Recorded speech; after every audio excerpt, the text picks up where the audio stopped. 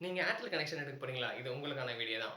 உங்க இன்டர்நெட் வந்து எல்லா ரூம்லயும் சிக்னல் நல்லா இருக்கணும். இன்டர்நெட் நல்லா ப்ரௌஸ் பண்றதுக்கு நல்லா இருக்கணும் அப்டின்னா, இந்த வீடியோ முழுசா பாருங்க. நீங்க ஏர்டெல் கனெக்ஷன் புதுசா எடுக்கும்போது, நீங்க ஏர்டெல் கிட்ட தெளிவா ஒண்ணு சொல்லிறணும். ஏஜென்ட் வந்து உங்களுக்கு ஃபோன் பண்ணுவாங்க. அவங்க கிட்ட எனக்கு வைஃபை 6 பாக்ஸ் தான் வேணும் அப்டின்னு சொல்லி நீங்க கேட்டு வாங்கிக்கணும். ஏன் அப்டின்னா, அந்த பாக்ஸ் நீங்க போட்டா மட்டும் தான் உங்களுக்கு எல்லா ரூம்லயும் சிக்னல் ஸ்ட்ரென்த் நல்லா இருக்கும். இன்டர்நெட் நீங்க ப்ரௌஸ் பண்றதுக்கு நல்லா இருக்கும். இல்லன்னா, நீங்க வேற ஏதாவது பாக்ஸ் அவங்க போட்டாங்கன்னா, உங்களுக்கு இன்டர்நெட் ஸ்ட்ரென்த் வந்து எல்லா ரூம்லயும் நல்லா வராது. ஸோ, உங்களுக்கு பஃபர் ஆவும் இன்டர்நெட் பார்க்கறது ரொம்ப கஷ்டமா இருக்கும். இந்த வைஃபை 6 பாக்ஸ் நீங்க போட்டீங்கன்னா, உங்களுக்கு 1 ஃப்ளோர் வரைக்குமே நல்ல ஒரு பெட்டர் கவரேஜ் கிடைக்கும். இப்போ உங்களுக்கு இன்டர்நெட் 1 ஃப்ளோர்ல வந்து ரொம்ப தூரமா இருக்கு. அந்த ரூம்லயுமே இந்த வைஃபை 6 ஆலயுமே உங்களுக்கு இன்டர்நெட் சரியா புரொவைட் பண்ண முடியல.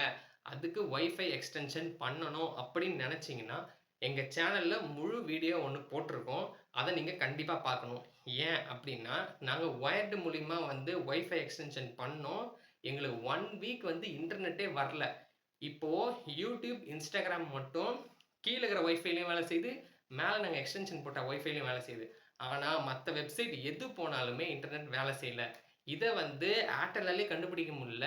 அத நாங்க 1 வாரம் கஷ்டப்பட்டு இன்டர்நெட்ல சர்ச் பண்ணி, அதுக்கப்புறம் கண்டுபிடிச்சிருக்கோம். அதோட ஃபுல் வீடியோ எங்க சேனல்ல இருக்கு. அத நீங்க பார்த்து தெரிஞ்சுக்கிட்டீங்கன்னா, நீங்க இன்டர்நெட் வந்து எக்ஸ்டென்ஷன் பண்ணும்போது பக்காவா பண்ணுவீங்க. அந்த ரூம்ல இன்டர்நெட் ஸ்ட்ரென்த் நல்லாருக்கும். 40 எம்பிபிஎஸ் பிளான் போட்டிருக்கீங்கன்னா, அந்த 40 எம்பிபிஎஸ் ஸ்பீட் ஃபுல்லா உங்களுக்கு வரும். இந்த வீடியோ உங்களுக்கு யூஸ்ஃபுல்லா இருந்துச்சுன்னா, கமெண்ட் பண்ணுங்க யூஸ்ஃபுல்லா இருந்துச்சுன்னு.